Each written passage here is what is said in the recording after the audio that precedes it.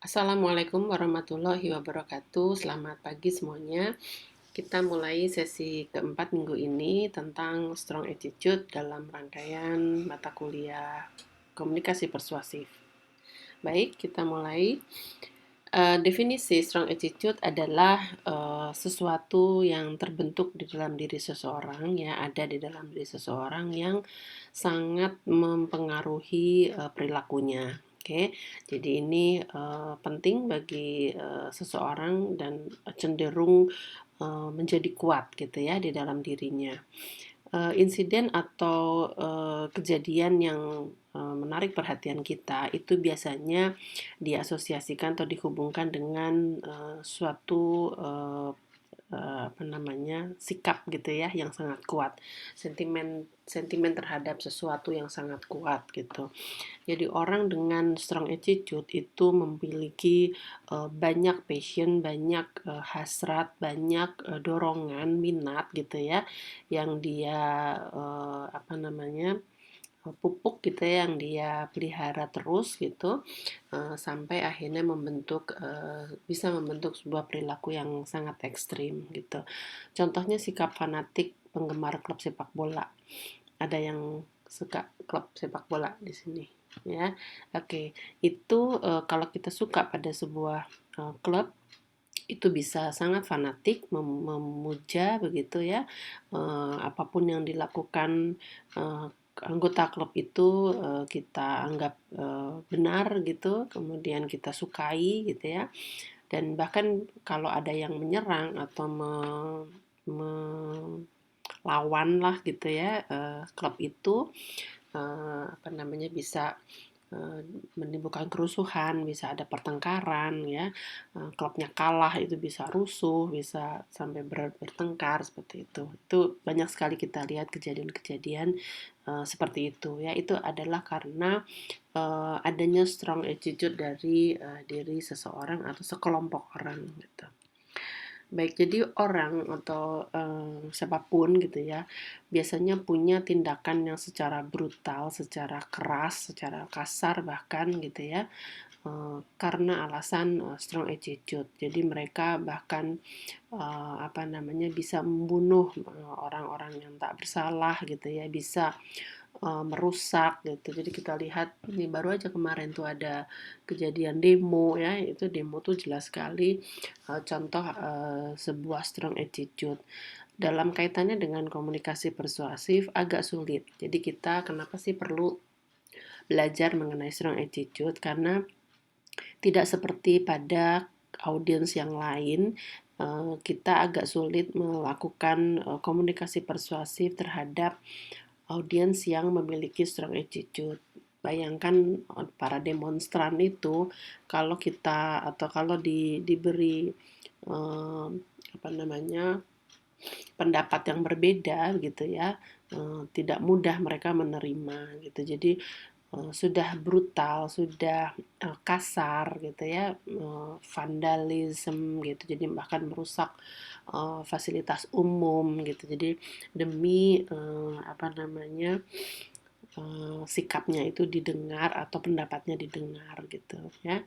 Nah ini kita bisa apa namanya, lihat gitu ya, sikap atau strong attitude yang salah. Bisa jadi strong attitude itu benar ya, positif, tapi dalam konteks ini kita lihat bisa aja salah, apa namanya, menimbulkan permasalahan ya, bahkan menimbulkan kerusakan begitu yang apa namanya, perlulah sebenarnya dibenahi, diarahkan kembali. Ini sebenarnya seperti apa sih gitu ya. Jadi sikap sekali lagi itu adalah dorongan gitu ya, dorongan berpikir, untuk berpikir gitu ya dan bertindak gitu. Jadi ada di dalam diri seseorang gitu. Nah, strong attitude ini apa namanya, bisa sangat kuat gitu ya, dari waktu ke waktu sangat persisten gitu, tidak tidak mudah untuk berubah.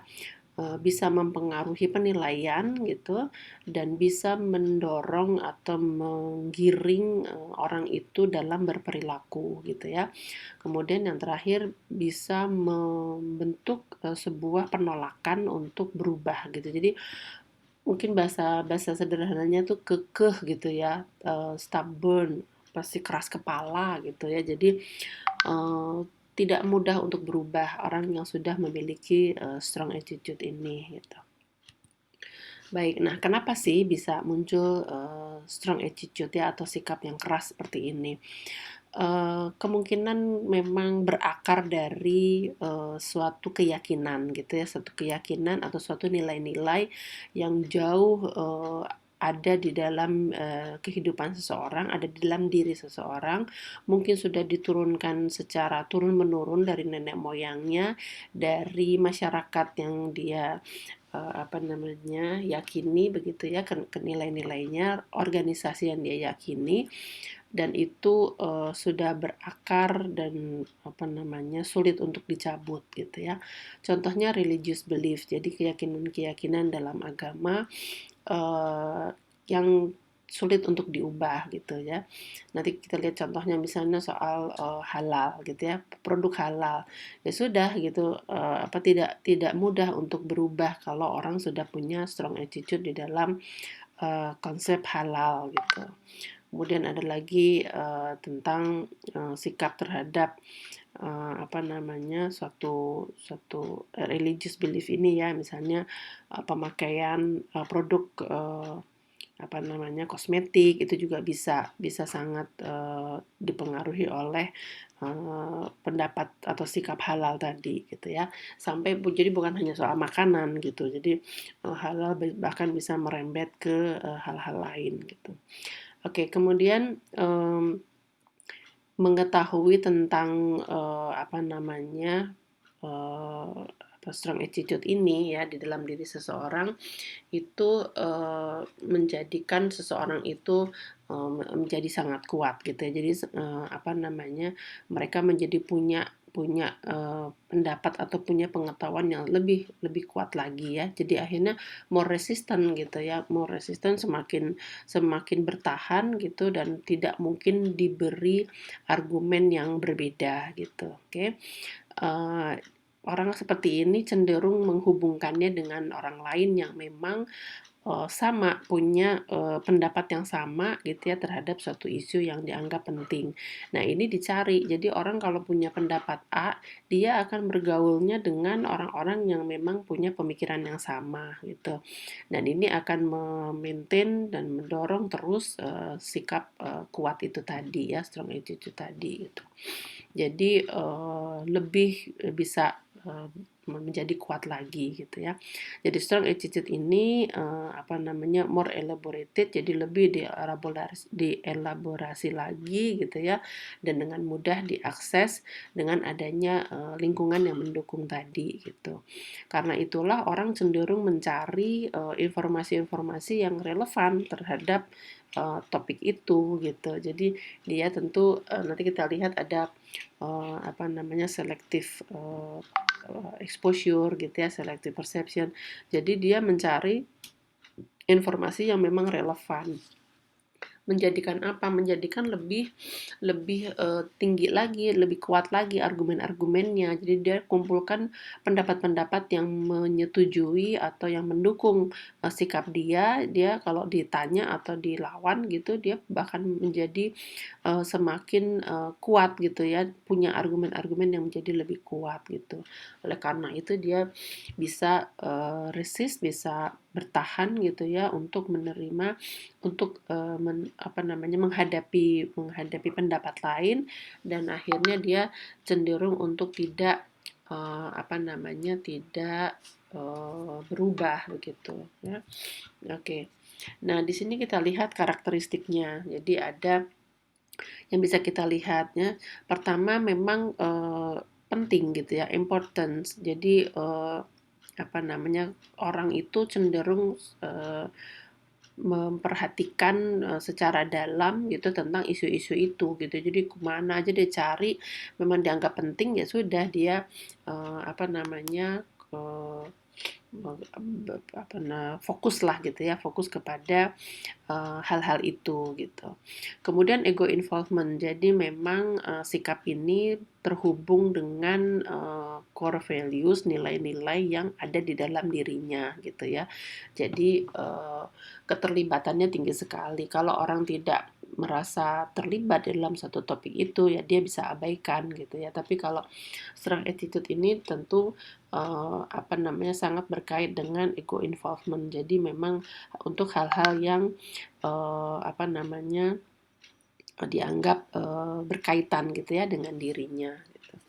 Oke, kemudian extremity, jadi sikap ini benar-benar berbeda gitu ya, ekstrim, berbeda dibanding orang lain gitu, dibanding kelompok lain gitu, yang secara umum dianggap wajar gitu. Jadi ekstrim ya kayak tadi demo atau apa gitu ya, paham-paham radikal misalnya itu benar-benar sangat ekstrim ya, garis keras gitu ya, kelompok-kelompok garis keras gitu misalnya. Kemudian certainty, jadi bahwa dia itu memang yakin gitu ya, yakin dengan apa yang ada, yang menjadi sikap dia, bahwa itu betul gitu, bahwa ini benar, bahwa pendapat saya itu benar gitu, itu dia yakini ya. Kemudian accessibility, jadi sikap ini memang mudah muncul karena datang secara cepat dari pikiran dia gitu ya. Jadi memang ada di dalam pikiran, ada di dalam pendapat gitu yang mudah mudah untuk muncul gitu ya. Jadi ada trigger-trigger, ada dorongan-dorongan yang secara mudah langsung membuat dia ingat gitu ya, ke-trigger, kepicu gitu, lalu akhirnya bisa muncullah sikap-sikap itu gitu. Oke, kemudian knowledge, jadi benar-benar uh,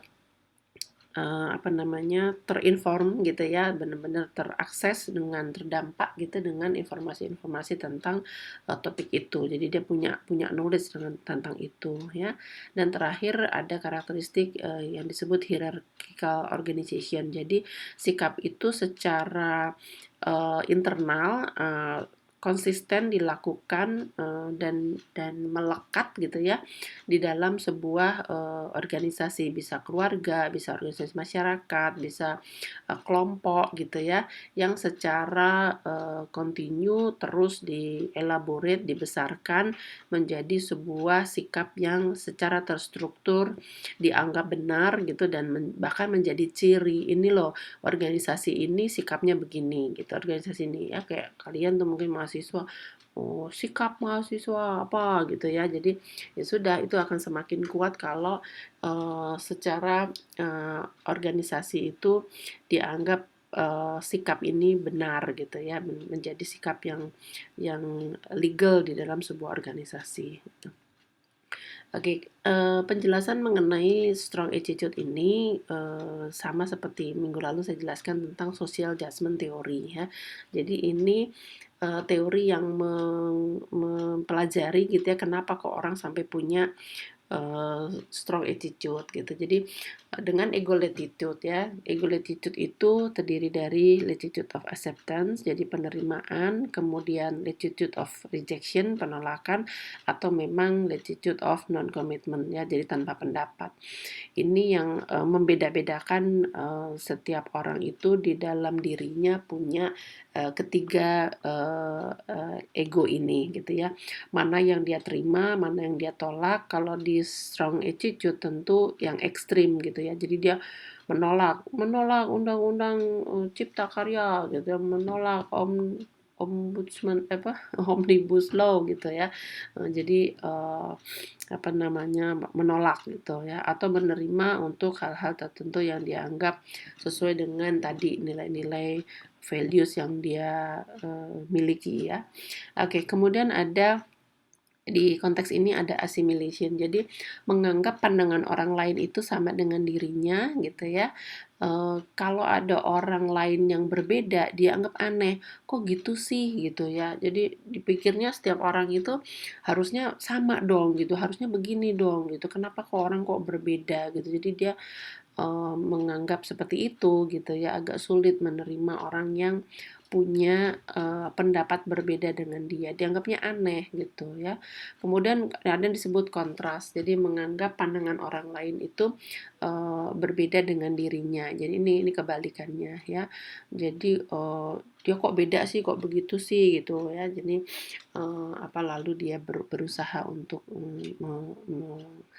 bereaksi lah gitu ya, bersikap gitu. Oke, kemudian ego involvement ini seberapa penting suatu pandangan berpengaruh terhadap kehidupan seseorang tadi ya. Jadi kalau dianggap penting, dianggap sangat sangat berpengaruh nih, aduh hidup mati. Tapi ya gitu nggak sih gitu ya. Coba deh kalau mahasiswa anak SMA gitu ya sampai ikut-ikut demo membela hak-hak buruh segala macam gitu. Itu seberapa penting sih pengaruhnya terhadap kehidupan dia pribadi gitu ya. Kalau memang dianggap wah penting ini soal hidup dan mati nih ya merdeka gitu itu ya akhirnya dia akan melakukannya. Tapi kalau dipikir lagi secara logis gitu ya, ini seberapa penting sih dampaknya buat saya gitu ya. Mungkin bisa berbeda gitu ya. Ini hanya teori-teori yang mencoba menjelaskan kenapa orang punya punya strong attitude ya. Mungkin ada lagi beberapa hal yang lain yang nggak perlu berpengaruh pada hidup saya. Pokoknya yang penting saya nggak suka sama pendapat itu yang tadi ya, ego attitude itu. Pokoknya kalau ada orang ngomong A saya B gitu, nggak sama gitu.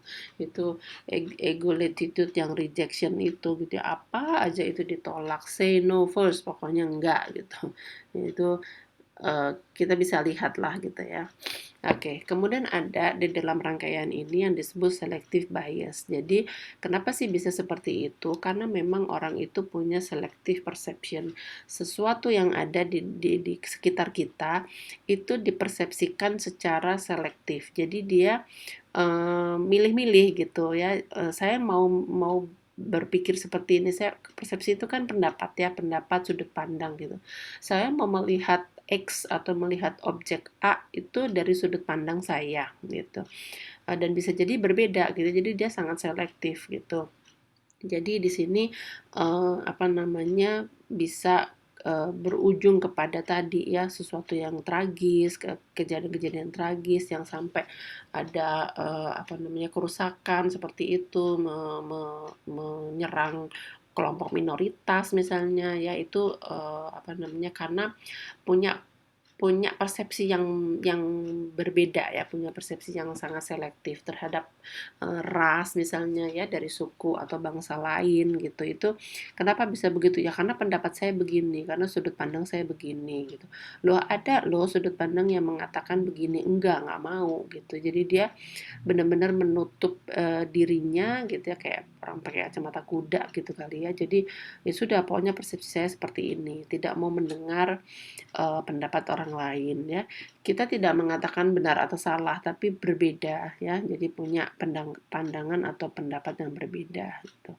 Oke, kemudian tentu juga terkait selective exposure. Jadi orang dengan strong attitude ini memilih-milih gitu. Kalau ada berita di TV, ada postingan di sosial media, di website atau di internet, YouTube, whatever itu yang berbeda gitu ya dengan pendapat dia cenderung di skip gitu. Jadi dia tidak mau memperhatikan, tidak mau terterpa dengan exposure yang berbeda tadi gitu. Jadi cenderung mencari komunikasi yang memang memperkuat pandangan dia gitu ya. Jadi ada TV yang memberitakan gini-gini, kalau cocok dia ikutin terus acaranya misalnya berita apa atau talk show apa gitu ya, wawancara dengan siapa gitu dia perhatiin. Tapi kalau yang narasumbernya mungkin nggak sesuai ya udah dia matikan, dia pindah cari ke yang lain gitu. Jadi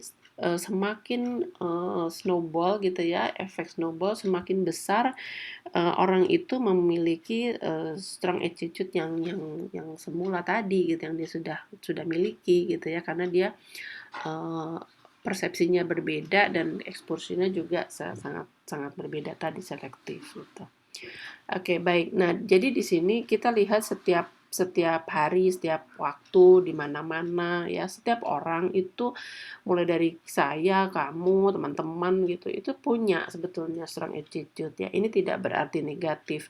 Strong attitude yang positif juga juga bagus ya. Bagaimana saya harus punya motivasi yang tinggi, saya harus kerja keras misalnya, kita harus punya pandangan yang apa namanya, empati kepada orang, harus toleransi, harus menjaga lingkungan, harus apa namanya, menjaga kesehatan misalnya gitu ya, apapun gitu. Jadi strong attitude itu ada di mana-mana sebetulnya dalam berbagai topik gitu ya.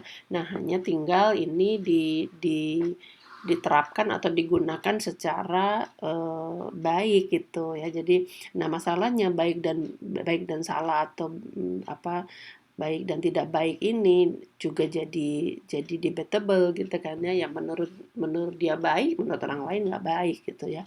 Ya itulah namanya strong attitude bisa sangat berbeda gitu ya. Kita lihat nih contohnya aja global warming gitu ya, apa animal testing misalnya gitu, animal research gitu ya, sampai ke hal-hal politik gitu. Jadi ada pandangan-pandangan politik yang amat sangat kuat di dalam diri seseorang, sampai berantem sama keluarganya gitu ya, sampai musuhan sama temennya, ribut di WhatsApp grup gitu. Itu fenomena yang kita lihat sehari-hari ya, itu karena adanya strong attitude. Gimana kita melakukan komunikasi persuasi kepada orang-orang seperti ini? Sulit gitu ya, tapi bukan tidak bisa, kita perlu perlu tahu gitu. Jadi kalau kita aware, oh ini orang keras nih gitu ya, ini orang keras kepala nih, ini kita nggak bisa nih dengan cara yang biasa misalnya ya. Pada iklan juga begitu, iklan layanan masyarakat, iklan produk komersil, kalau kita mau men-touch orang-orang dengan strong attitude, ya kita apa namanya, harus punya strategi yang berbeda, atau justru produk kita punya positioning yang memang ditujukan kepada orang-orang dengan strong attitude ini. Nah, itu malah jadi positif gitu ya. Nah, udah nih, orang yang senengnya Korea-Koreaan gitu, ya udah nih produk kita pakai model Korea, udah orang yang fanatik dengan artis Korea, ya udah pasti beli gitu ya, diduga atau diharapkan akan beli gitu. Jadi strong attitude itu bisa justru dimanfaatkan gitu ya. Ya soal fashion, soal Facebook, football ya, ada video game. Ini pandangan-pandangan yang bisa sangat ekstrim dimiliki oleh sebagian orang gitu ya.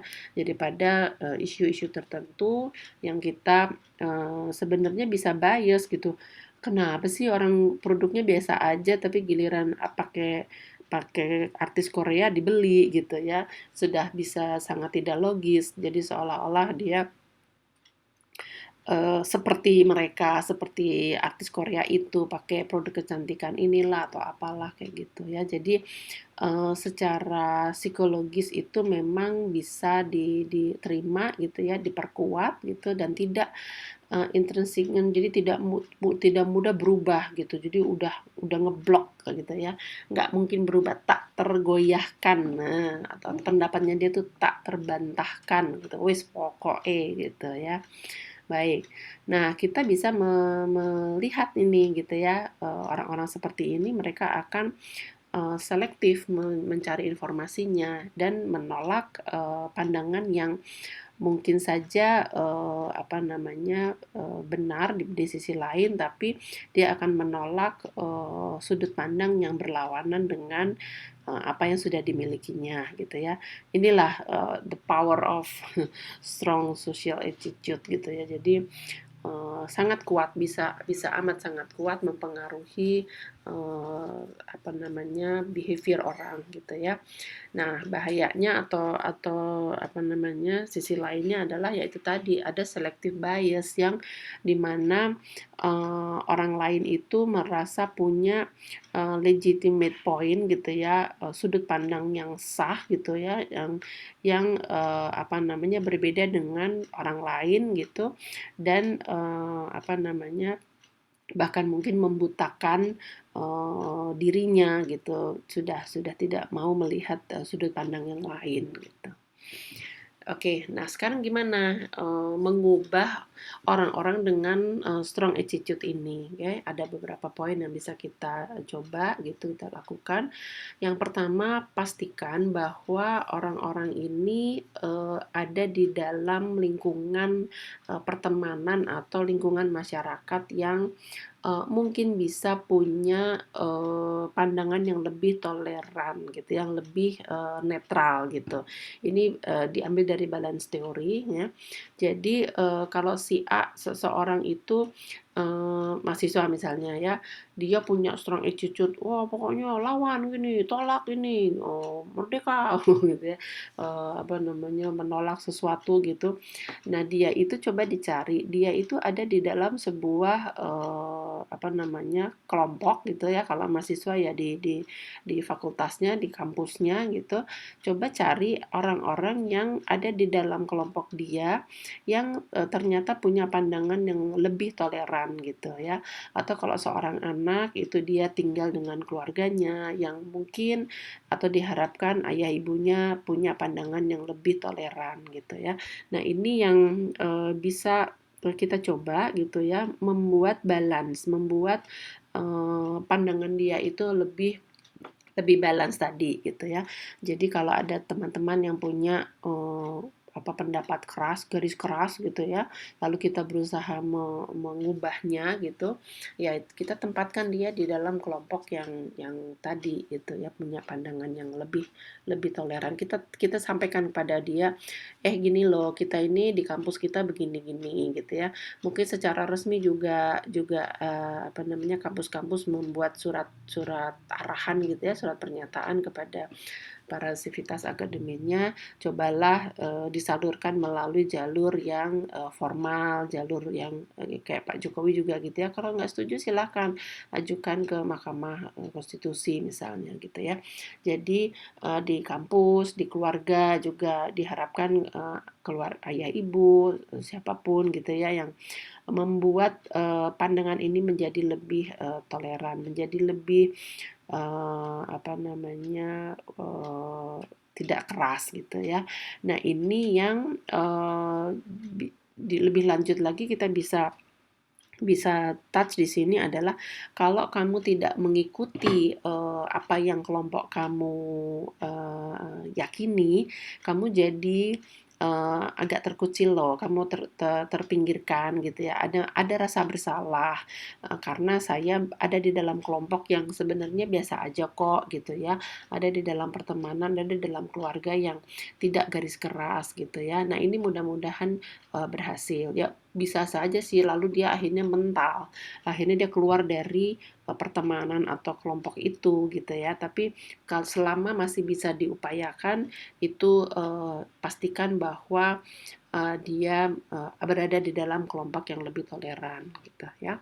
Oke, kedua cari bahwa ada loh orang-orang yang punya apa namanya, sikap yang bisa berubah gitu ya. Jadi role modelnya itu apa namanya, bisa mempersuasi dia gitu ya.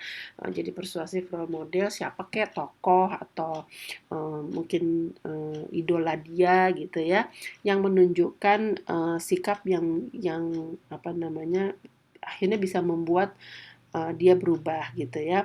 Uh, apa namanya, bisa terekspos dengan role model itu, bisa juga dari media massa, dari sosial media ya, yang bisa mempengaruhi attitude-nya gitu. Oke, ketiga apa namanya, pastikan atau buatlah seseorang itu menjadi contemplate gitu ya, berubah atau beralih ke other side of the issues. Ini sudah menjadi message-nya gitu ya. Jadi oke lah kita berkontemplasi, kita merenung gitu ya. Sebenarnya gimana sih secara logika, gimana sih sebenarnya ini emang sesuai dengan aim kamu, dengan tujuan kamu, purpose-nya apa sih dalam hidup ini, sebenarnya mau kemana gitu ya. Jadi apa namanya, seseorang itu diajak untuk berkontemplasi gitu ya, merenung di apa, mungkin di list down lah ini sebenarnya apa sih gitu ya. Nah, dengan merenung seperti itu diharapkan bisa berubah sikapnya gitu.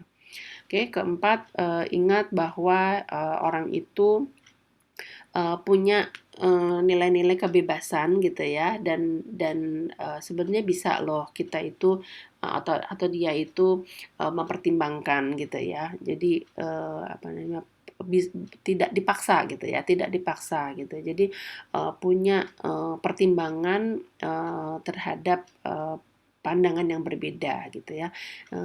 Apa gimana nih, emang emang nggak mungkin kalau begini gitu ya, kita bisa dalam percakapan kita bisa katakan seperti itu. Masih bisa lo punya punya pilihan gitu ya. Apa namanya, kita bisa punya pertimbangan lo yang berbeda gitu. Nah ini both side apa namanya, message itu penting ya, mungkin saya pernah sampaikan. Jadi kalau kita melakukan persuasif itu kita sampaikan argumen yang both side, argumen yang dari dua sisi gitu ya. Jadi dari sisi ini begini, ada kita pelajari deh ini begini ya. Ternyata dari sisi yang berbeda ini begini gitu ya. Dengan tidak memaksa, dengan memberikan kebebasan kepada seseorang, biasanya cenderung untuk apa, objektif gitu ya. Kalau dipaksa kamu harus gini, kamu harus gini, orang cenderung menolak. Orang dengan strong attitude ini nggak bisa diberi pesan-pesan yang memaksa gitu ya. Tapi justru duduk bersama tenang, ini loh ada A, ada sisi A, ada sisi B gitu ya. Gimana nih sebenarnya? Nah, dalam keterbukaan itu kalau kita membuka seperti itu, tidak menunjukkan dari awal kita ada di sisi yang berlawanan dengan dia, diharapkan dia mau mendengar ya. Tapi kalau kita sudah nggak bisa, oh nggak bisa, ya udah dia akhirnya menolak, tidak mau mendengar penjelasan kita berikutnya gitu ya. Jadi both side ini penting kita berikan argumen dari kedua sisi, lalu dia bersama-sama mempertimbangkannya gitu ya. Dan mudah-mudahan come up dengan suatu sikap yang berbeda tadi yang kita harapkan gitu ya. Oke, kemudian apa namanya, frame the position in terms that are consistent. Jadi benar-benar tetapkan gitu ya, tetapkan sikap yang memang konsisten gitu. Jadi kita dalam menyampaikan pesan itu juga tidak boleh berubah, tidak boleh lemah gitu ya. Harus selalu konsisten dengan apa namanya, perspektif itu gitu ya. Jadi apa namanya, menjadi lebih kuat gitu. Oke, dan ini yang mungkin terkait tadi dengan nomor 4, treat carefully. Jadi hati-hati gitu ya. Jadi apa namanya, both side itu dilakukan, diupayakan gitu ya. Harapkan bahwa persuasi itu bisa berlangsung gitu ya, bisa berjalan pada akhirnya gitu ya. Memang butuh waktu, slow gitu ya, tapi tetap pada tracknya, tetap pada jalurnya gitu ya.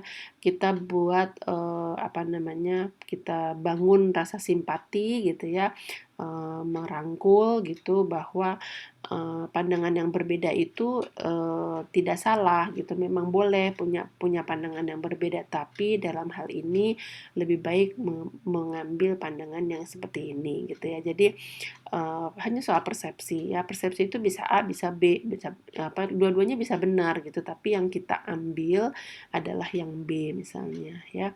Jadi tidak menimbulkan kemarahan, tidak menimbulkan penolakan gitu ya. Ini harus hati-hati dalam mengubah sikap orang yang punya strong attitude ini gitu. Oke, baik. Kemudian ada beberapa konsep lagi ini kita apa namanya apa simak gitu ya. Ini saya ambil dari masih dari buku Perlov gitu ya.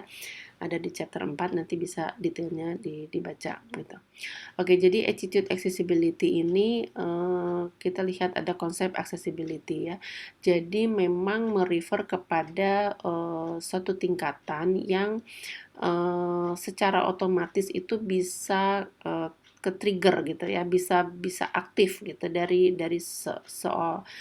sebuah memori seseorang gitu. Jadi sudah ada gitu, sudah ada sejak kecil ditanamkan nilai-nilai tertentu bahwa ini loh kita harus memperjuangkan hak-hak masyarakat gitu ya. Misalnya ini loh kita tidak boleh ditindas, kita sudah hidup susah, kita tidak boleh diperlakukan semena-mena gitu. Itu dari kecil mungkin dari beberapa waktu jauh lama gitu ya sebelumnya itu sudah ada di dalam apa namanya sudah diterima di dalam nilai-nilai dia gitu ya. Nah, apa namanya secara mudah itu ke-trigger ya. Kalau secara mudah itu secara mudah ke-trigger itu apa namanya dari ingatan dia itu akan muncul gitu ya. Wah, ini nih ada undang-undang cipta kerja nih, udah langsung wow gitu ya. Jadi sebenarnya itu hanya hanya trigger gitu, hanya apa namanya momen gitu. Tapi yang menjadi apa uh, faktor utama itu adalah bahwa dia itu punya jiwa berontak gitu ya, punya jiwa harus membela ini, harus menolak ini, itu yang sebenarnya lebih lebih lebih punya masalah tuh itu gitu ya. Undang-undangnya sendiri ya, ya itu hanya trigger aja gitu ya. Jadi getting in touch with your feeling. Pokoknya kalau ngena banget gitu ya dengan satu hal yang apa namanya ada di dalam memori bahkan ini bisa disebut bawah sadar gitu ya. Itu akan akhirnya muncul gitu ya. Nah, kemudian association ini apa namanya terhubung dengan banyak komponen-komponen yang berbeda sebetulnya ya. Jadi semakin kuat hubungan di antara apa namanya item-item itu, komponen-komponen itu, ya semakin kuat sikap dia gitu ya. Dan contoh yang ada di buku Perlov ini soal nasionalisme di Amerika gitu ya. Bisa menjadi sikap yang negatif, bisa menjadi yang positif. Jadi kalau orang mendengar kata Amerika gitu ya, ada beberapa penelitiannya menyebutkan bahwa wah kalau Amerika itu konotasinya dengan apa hidup makmur, negara besar gitu ya, benderanya seperti ini, negaranya luas, kekayaan gitu ya, maju, teknologi maju, ekonomi kuat kayak gitu. Jadi kaitan-kaitan itu yang membentuk sebuah sikap gitu. Wah, pokoknya Amerika ya. Sampai ke lagu misalnya gitu ya, lagu-lagu yang heroik, lagu-lagu yang patriotik itu. Kalau di film-film kan begitu tuh ya. Wah, pokoknya kalau udah settingnya Amerika, Hollywood gitu ya, menunjukkan apa sikap positif seperti itu. Tapi ada sih sebenarnya di sebagian masyarakat bahkan warga negara Amerika sendiri pun tidak semuanya suka gitu ya. Ada yang golongan-golongan yang suka protes dengan negaranya gitu sama kayak di Indonesia.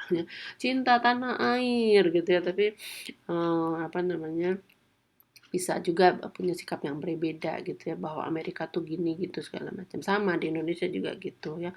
Kalau kita dengar kata negara kita dengar Indonesia apa nih konotasinya ya tanah airku ibu pertiwi gitu ya makmur subur rakyatnya ramah gotong royong kayak kayak gitu ya itu tuh mungkin menumbuhkan sikap-sikap nasionalisme gitu ya. Tapi ya bisa juga dengar kata Indonesia, Indonesia mah korupsi di mana-mana, pejabatnya begini, rakyatnya males, maunya instan, generasi mudanya sekarang gadget melulu, main game gitu ya, maunya instan, maunya cepet, nggak mau usaha, maunya langsung.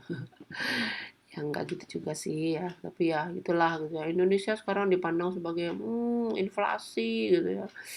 Ya, pokoknya gitu deh. Nah, itu tadi ya. Jadi, terhubung dengan different components, banyak komponen-komponen gitu ya.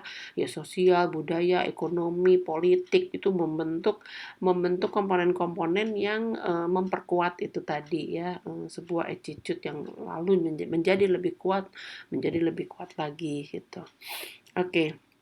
Accessibility theory ini, mengatakan bahwa, ada loh cognitive model gitu ya. Jadi model model pengetahuan gitu ya yang, apa namanya, terkait gitu ya, untuk menjelaskan, sikap yang kuat ini gitu ya. Jadi kita tuh kan diterpa gitu ya, diterpa dengan pengetahuan ini, dengan informasi ini, dengan pesan-pesan itu gitu.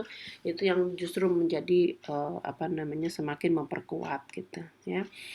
Oke, nah ini, attitude ini, bersarang gitu ya, apa namanya sih, berada di somewhere di dalam ingatan kita, di dalam pikiran kita, dengan jalur atau track yang terhubung gitu ya, ke dalam, apa, banyak komponen tadi gitu ya, yang akhirnya menimbulkan menimbulkan sebuah sikap gitu ya. Setiap komponen tadi terhubung menjadi sebuah, penilaian positif atau negatif tadi gitu ya.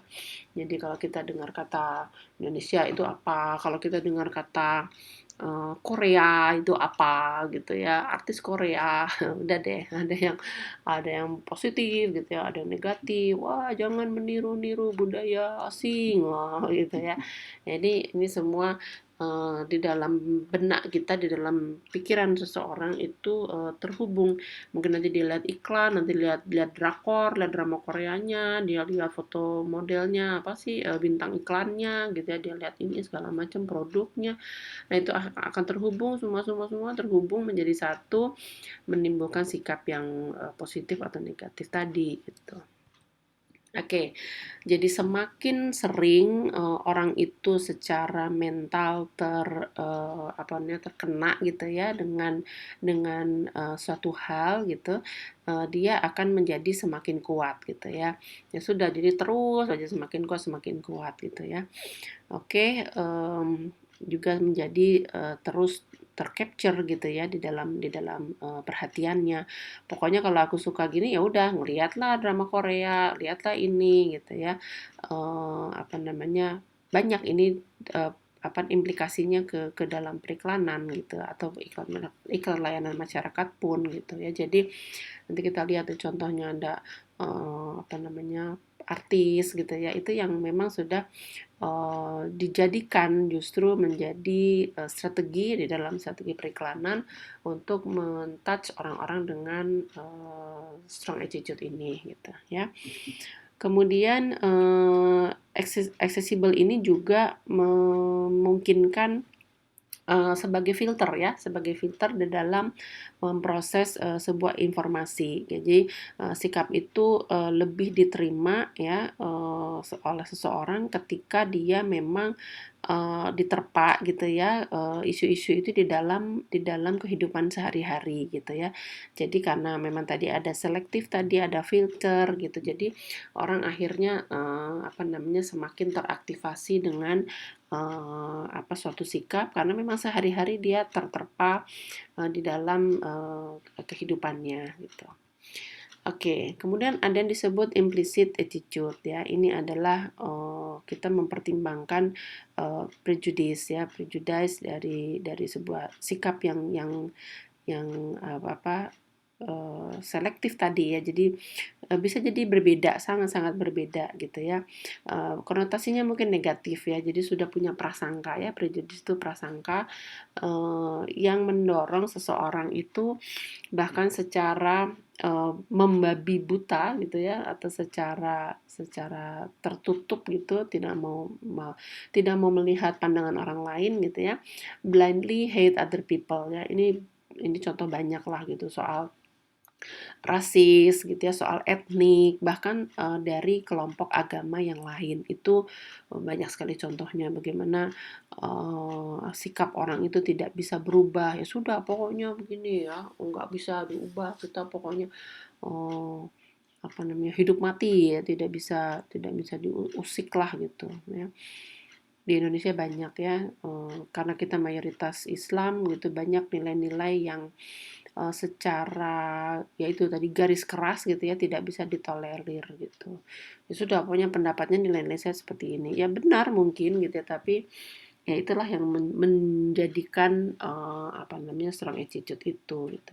Mungkin ingat kasusnya Pak Basuki ya, Pak Ahok itu, bagaimana dia akhirnya dipenjarakan, itu kan karena sudah punya prejudice attitude itu ya. Eh, Banyak tuh poster-poster zaman dulu tuh ya, kami kaum pribumi siap melawan Ahok kayak gitu ya, udah sampai ke rasis gitu ya. Terus eh, zaman mana tuh yang pemilihan presiden apa ya, yang sampai kalau cenderung ke partai A, memilih atau membela presiden A, itu sampai kalau meninggal tidak disolatin. Itu isu yang sempet ada gitu ya. Ya bukan isu sih, beberapa kejadian diberitakan gitu ya. Itu kan yang sudah sampai blindly hate gitu ya. Jadi nggak suka gitu dengan orang-orang, dengan kelompok orang-orang di kelompok yang punya pendapat berbeda. Nah, itu ya. Itu sampai seperti itu. Oke, kemudian kita lihat implicit attitude ya. Jadi ini munculnya bisa secara implisit dan eksplisit.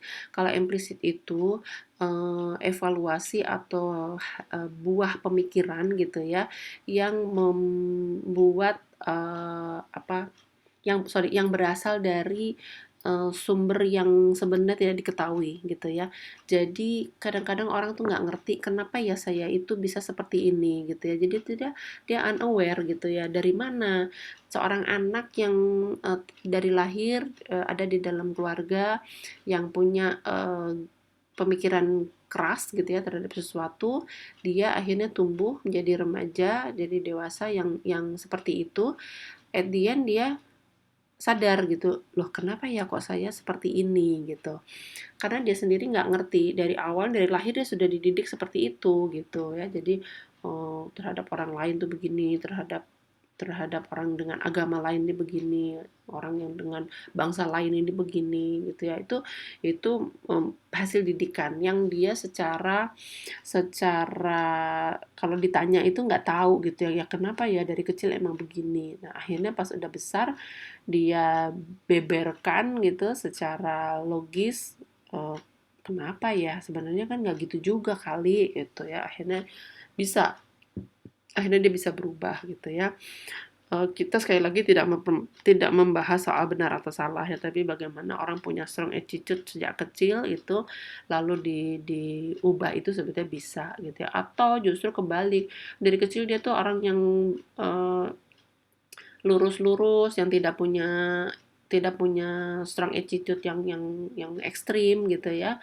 Kemudian serta merta kita suka dengar istilah dicuci otak gitu ya, di brainwash dengan satu faham gitu ya yang ekstrim, itu juga bisa berubah gitu ya.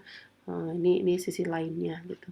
Oke, kemudian activated automatically tadi ya. Jadi ada sesuatu yang men-trigger dia, lalu dengan serta-merta muncul, secara otomatis muncul ke permukaan. Ini strong attitude tadi ya. Jadi DOM gitu ya, apa sih, laten. Selama ini tuh ada di dalam hati, di dalam pikiran, tapi DOM gitu. Jadi kayak mati suri gitu, nggak pernah terlihat secara nyata dalam sikap dia, tapi tiba-tiba ada sesuatu yang men-trigger, dia otomatis muncul gitu. Nah ini kenapa? Oh karena memang sejak kecil itu dia bisa jadi punya paham-paham yang dia anut gitu ya. Kemudian begitu ada trigger lalu muncul gitu ya.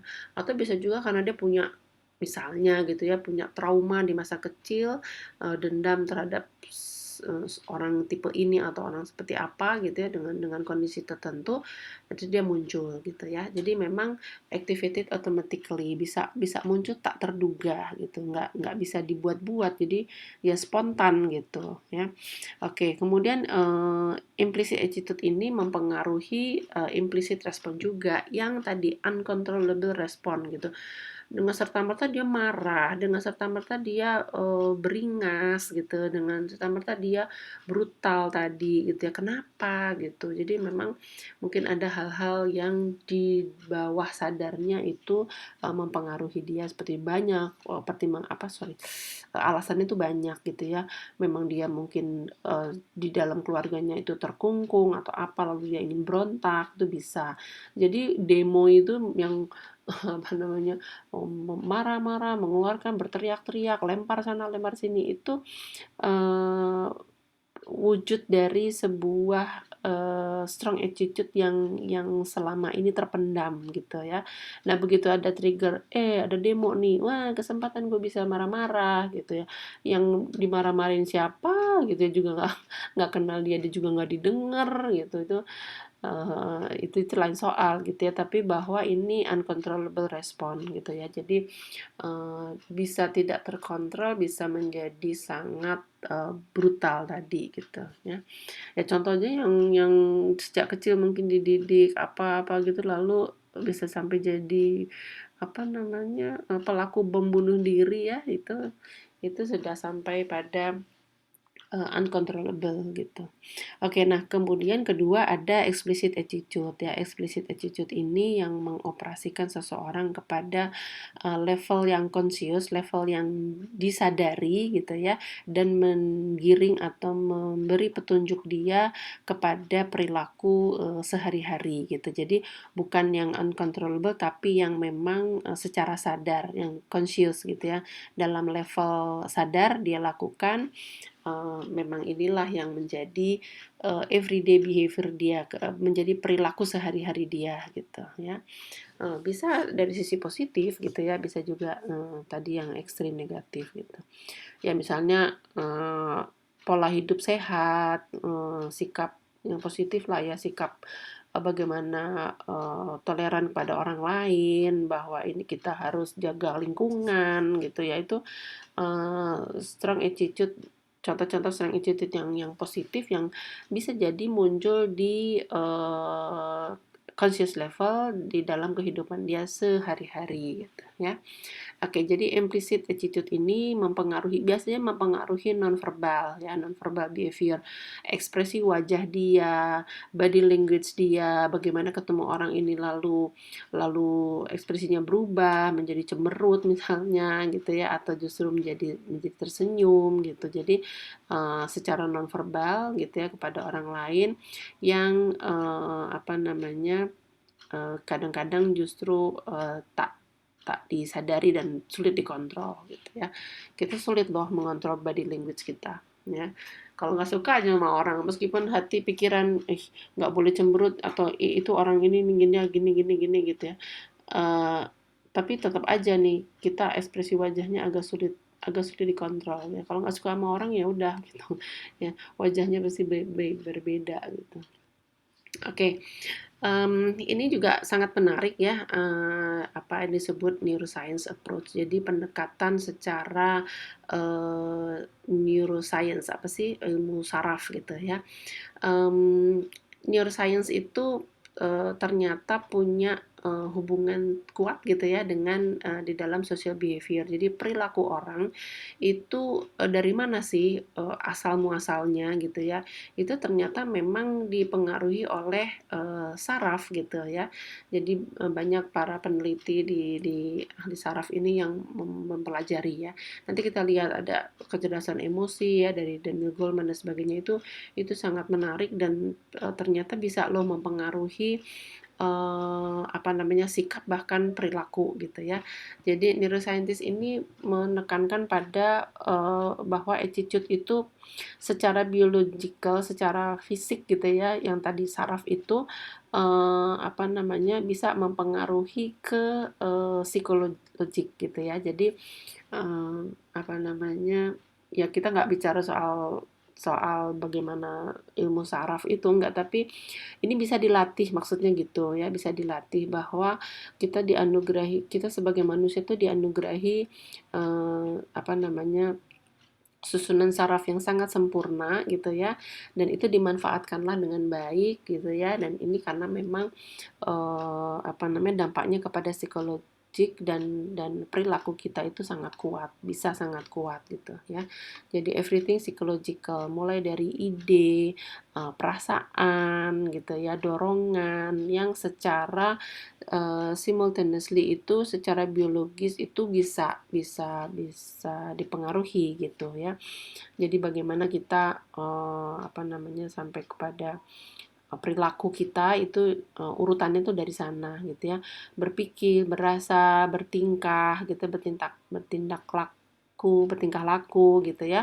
Itu tanpa tanpa body, tanpa badan, itu bisa diibaratkan seperti lari tanpa kaki gitu ya.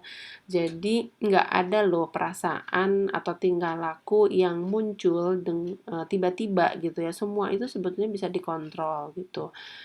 Semua itu bisa dilatih gitu. Jadi orang yang tidak punya apa namanya, perasaan gitu ya, itu dull gitu, tumpul gitu, itu bisa dilatih gitu ya. Jadi mental activity itu adalah kaitannya dengan otak gitu ya, dengan otak, dengan saraf yang terdiri dari beribu-ribu neuron, beribu-ribu apa namanya, saraf gitu ya, yang membuat pikiran bahkan tingkah laku orang itu mungkin terjadi, mungkin diambil gitu ya. Jadi brain activity ini lebih lebih apa namanya, kuat gitu, lebih langsung bisa berdampak kepada persuasive message. Ini penelitiannya si Fogg ya, baru aja tahun 2010. Jadi dia itu membuktikan gitu ya bahwa semua itu ada di dalam otak gitu, bisa dikelola gitu sebetulnya gitu. Oke, mungkin lebih jelas saya tunjukkan gambar ini ya. Jadi emotional intelligence ini apa namanya, konsep yang sangat menarik gitu. Jadi kalau di sini ya, apa namanya, hewan itu punya reptilian brain. Jadi dia itu bisa apa, detak jantung, kalau dia ada panas itu dia lalu menyesuaikan gitu ya, ada nafas, ada balancing, ada tindakan-tindakan yang kompulsif, ada tindakan yang spontan gitu ya. Ini disebutnya reptilian brain. Jadi memang makhluk hidup itu secara apa namanya, primitif gitu, itu dia punya seperti ini gitu ya. Kemudian ada limbic brain ini apa namanya, di mana kita itu sebetulnya punya emosi di sini ya, memori emosi yang sebenarnya kita bisa tahu kok seperti apa sih gitu ya. Kita punya value judgment, kita tahu loh sebenarnya orang sebut hati nurani ya. Kita sebenarnya tahu loh sebenarnya yang baik tuh mana sih, sebenarnya ini nggak baik ya. Kita punya disebut good feelings, kita punya perasaan yang itu tadi, hati nurani, hati kecil ya. Kita tahu kok sebenarnya demo itu ngerusak itu baik apa enggak sih. Coba deh, ini volumenya dikerasin. Kalau kita volume itu dikerasin, kita bisa punya balance terhadap pendapat orang lain gitu ya. Jadi orang yang mengeraskan apa namanya, limbic brain-nya dia ini menjadi lebih terbuka, menjadi lebih lembut gitu ya, tidak keras tadi, berbeda dengan orang yang punya strong attitude tadi, dia menjadi lebih lembut, dia menjadi mau menerima pandangan orang lain, dia dengarkan hati kecil dia pertimbangkan dengan judgement yang lain, dengan penilaian yang lain, dia punya cara atau eh, apa namanya, insting gitu ya, yang membuat dia itu sebetulnya tahu mana yang baik mana yang enggak gitu ya. Nah ini kalau kecil volumenya, nggak diasah, nggak dilatih sejak kecil, atau ya sehari-hari lah kita tidak tidak mendengarkan hati kecil kita, tidak mempunyai hati nurani ya, itu akhirnya bisa tumpul. Ini limbic brain ini yang si peneliti neuron tadi ya, itu jadi mengecil gitu. volume otaknya yang di limbic brain ini jadi mengecil gitu ya. Nah, ini secara secara neuron tadi diteliti seperti itu gitu ya. Nah, kemudian ini sebenarnya 95% membuat tindakan kita itu berbeda gitu ya. Tindakan kita berbeda berdasarkan reptilian dan limbic brain ini gitu ya. Jadi subconscious di bawah sadar gitu ya. Tiba-tiba kita punya pendapat gini, tiba-tiba kita berperilaku seperti ini gitu ya. Dan ini fast processing, prosesnya cepat sekali ya. Karena memang dikendalikan oleh emosi ya. Jadi emotion driven yang kita itu apa namanya uh, latih atau kita sebenarnya punya gitu ya, apa namanya, untuk mengambil keputusan ya, decision itu dibuat berdasarkan ini gitu. Kalau saya lihat begini saya langsung spontan ini, kalau lihat gini kita bereaksi apa, itu sebenarnya dari limbic brain. Kita nggak pernah kok berpikir terlalu terlalu jauh gitu ya, misalnya ada pengemis, ada orang yang terjatuh di dekat kita gitu ya, kita nggak pernah berpikir dia tuh agamanya apa ya, dia itu pandangan politiknya gimana ya, dia itu suku apa gitu ya. Kalau kita punya punya good feelings, kita punya value judgment, ya udah ada orang di sebelah kita jatuh ya kita tolong gitu. Itu yang justru 95% mempengaruhi apa namanya apa decision kita ya, bagaimana kita bersikap, bagaimana kita bertingkah bertingkah laku gitu. Nah, kemudian ada neokortex di sini ya, bagaimana kita sebagai manusia makhluk hidup yang paling tinggi itu kita kita bisa punya bahasa, kita berpikir secara logis, kita akan bisa berimajinasi gitu ya. Yang ini sebenarnya slow gitu di dalam proses berpikir ini itu lambat ya, bukan menjadi primary drive apa pendorong yang kuat di dalam decision making gitu ya. Jadi agak lama, ini sebenarnya slow gitu. Kita pikir dulu, kita ini dulu, kita timbang-timbang dulu gitu ya. Nah, tapi sebenarnya yang kuat itu ini gitu. Nah, kaitannya dengan komunikasi persuasi apa? Kalau kita bisa touch orang lain di sisi limbic brain ini, sebenarnya ini kuncinya gitu ya. Ini strateginya. Orang serta merta kok gitu apa nggak mau pakai pakai sedotan plastik misalnya gitu ya, karena memang dia punya punya nilai hati kecil, punya value judgment ini mana yang baik mana yang tidak gitu ya. Merokok kemudian tadi apa namanya huru-hara gitu ya, demo gitu ya, cobalah touch di sini gitu ya. Tapi kalau kita melawan orang-orang yang apa anarkis gitu dengan neokortex, susah gitu ya, dipikir-pikir dulu, timbang-timbang dulu, ah masa sih enggak, akan gini kan, debat sana debat sini gitu ya. Jadi kita tidak bermain di neokortex gitu, kita bermain di limbic brain gitu ya, terutama dengan orang-orang yang punya strong attitude tadi gitu ya. Ini kita touch di sini, kita apa namanya, mudah-mudahan bisa lebih lebih efektif gitu ya.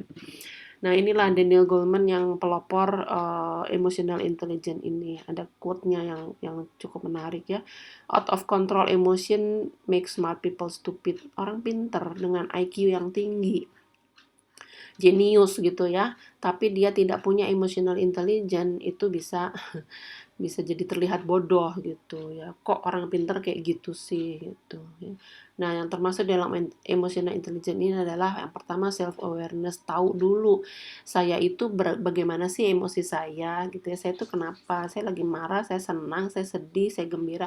Itu harus tahu dulu gitu ya. Nah, kalau sudah di manage. Nah, ini yang penting manage-nya ini yang baik gitu. Kalau saya nggak suka pada seseorang, boleh nggak suka, tapi ditunjukkan emosi itu dengan cara yang baik gitu ya. Manage emosi yang tidak merusak tadi misalnya gitu ya.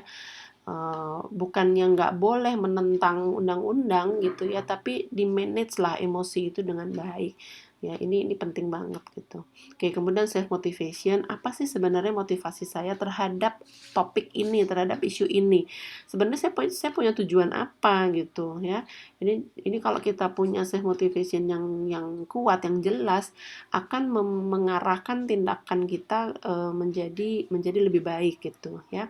Nah, self motivation ini yang juga digarap di komunikasi persuasi gitu. Jadi kita tanya gitu atau kita ajukan dengan judul dalam bentuk question ya, dalam bentuk pertanyaan. Jadi sebenarnya apa tujuan Anda gitu ya dengan melakukan demo itu sebenarnya apa? Dengan melakukan apa misalnya jihad gitu ya ke itu zaman masih ada ISIS tuh ya. Jadi sebenarnya motivasinya apa gitu. Itu bisa ya dipertanyakan gitu. Oke, nah kalau sudah empati, coba deh rasain orang lain itu seperti apa.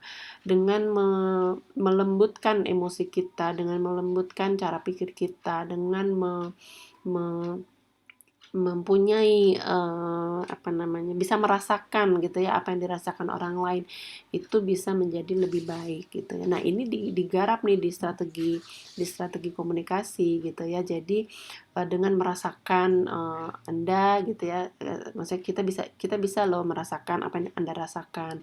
I feel you lah gitu kira-kira ya. Oke, kemudian Anda juga bisa loh, Anda juga tahu kan bagaimana perasaan saya gitu. Empati ini sangat penting ditingkatkan gitu ya supaya yaitu ya kalau kita tujuannya bisa mempersuasi orang ya ini dengan pakai empati gitu ya.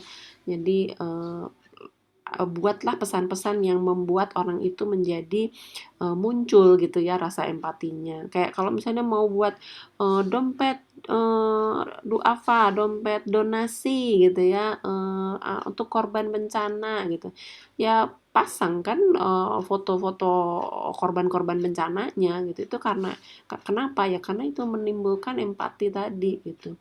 Tapi kalau secara logika ya boleh aja kita belajar nanti ada yang heuristik ya, ada apa namanya secara logika bahwa ini loh bencana ini butuh butuh dana gini segala macam gitu ya korbannya sekian sekian sekian butuh dana butuh bantuan sekian sekian sekian sekarang dompetnya baru dana baru terkumpul sekian gitu berarti masih kurang gini gini ya itu secara hitung-hitungan angka lah boleh lah tapi ya so what gitu ya akan dalam konteks-konteks ini akan lebih kuat di touch dengan empati tadi gitu ya.